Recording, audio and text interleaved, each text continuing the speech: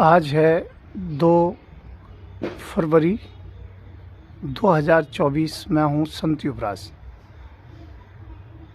एक विशेष घटना मैं देशवासियों को बताना चाह रहा हूँ। खासकर इस घटना को मोदी जी, योगी जी और अमित शाह के पास पहुँचना चाहिए। उन्हें इस पर पूरा ध्यान देना चाहिए। मैं नहीं कहता हूँ कि इस घटना में तीनों का हाथ है, परंतु कहीं ना कहीं मेरे दिमाग में ये बात है कि इनके इशारे के बिना मेरे साथ ऐसा व्यवहार नहीं हो सकता। बात CAA NRC की है।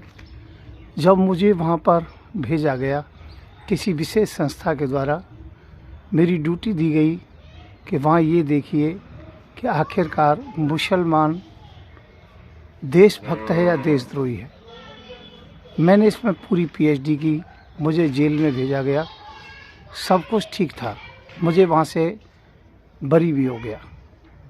इसके बाद में दोबारा अचानक मेरे पास पुलिस प्रशासन आता है। मुझे नोएडा से अरेस्ट किया जाता है और जब लेके जाते हैं तो आपस में बात करते हैं कि जहाँ मोहन का इनकाउंटर हुआ था, ऑपरेशन हुआ था, वहाँ पर इनको ले चलो। मुझे मानसिक प्रताड़ना दी जाती है और गाड़ी में बैठ कर के 3-4 SIओं ने, जिनमें कुलदीप शर्मा थे, कई लोग थे, वो कहीं फ़ोन पर बात करते हैं। फ़ोन पर मुझे ये बताया जाता है गृह मंत्रालय से बात कर रहे हैं और बड़े बड़े अफसरों से बात कर रहे हैं। उनका कोई इशारा था। उन्होंने मुझे बताया गृह मंत्रालय से अमित शाह जी का आदेश है कि आपका इनकाउंटर किया जाए। फिर मेरे साथ में गाड़ी में ही मार पिटाई करना शुरू कर देते हैं। कभी मुझे गर्दन पर मारते हैं, कभी चेहरे पर, कभी पीठ पर, कभी नीचे डालते हैं। इस प्रकार से मुझे बड़ा प्रताड़ित किया गया।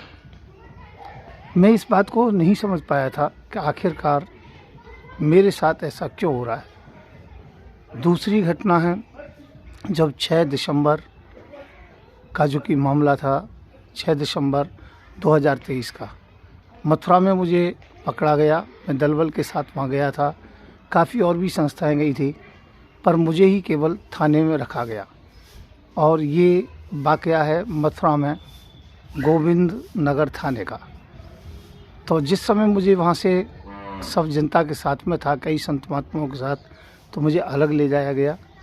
तो वहाँ के SHO ने पहले हाथ जोड़ के कहा कि ऊपर से आदेश है, सीधा सा है, योगी जी की तरफ इशारा किया। फिर उन्होंने 3-4 पुलिस वाले और आए। उन्होंने फिर मुझे 3rd डिग्री दी और मेरे साथ बहुत गलत व्यवहार किया और मुझे कहा कि अब आप मुस्कराइए और ये शिकायत किसी से नहीं करोगे। ये एक बहुत बड़ी आश्चर्य की घटना है। मैं केवल इसलिए बताना चाह रहा हूँ कि मेरे साथ में 3 बार पुलिस प्रशासन के द्वारा इस प्रकार का हुआ है और ये केवल मोदी जी के शासन में हुआ है।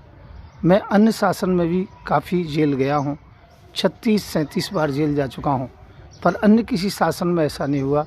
अन्य शासन में मुझे सुरक्षा भी दी गई और कभी 3rd डिग्री से नहीं गुजरना पड़ा। चाहे वो राम जन्मभूमि का मामला हो, चाहे वो कृष्ण जन्मभूमि का मामला हो, चाहे गऊ को राष्ट्रीय दर्जा दिलाने का मामला हो।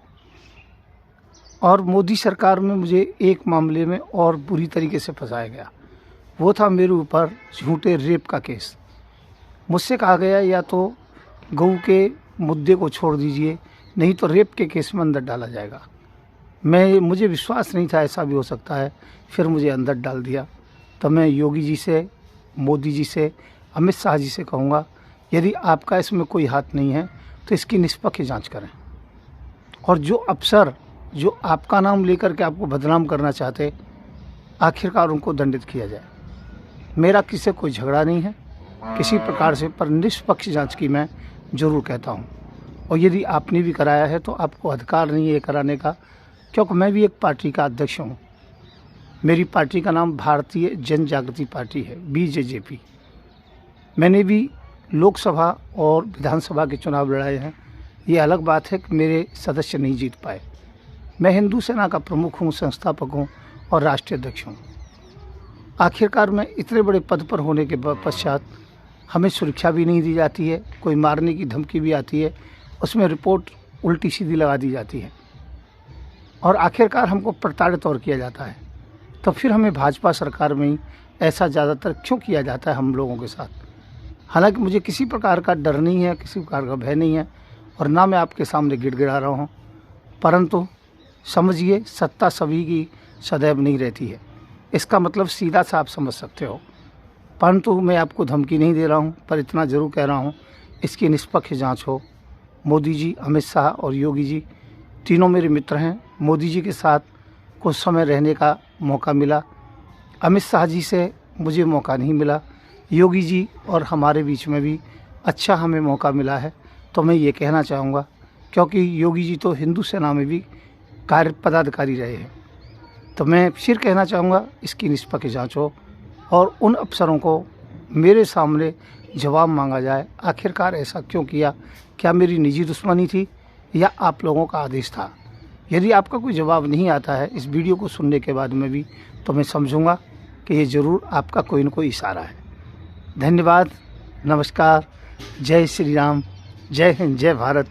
मैं हूँ संत युवराज और ये वीडियो इसलिए डाल रहा हूँ कि लोगों को मालूम पड़ना चाहिए कि सरकार का रवैया हमारे साथ क्या है। जय हिंद, जय भारत।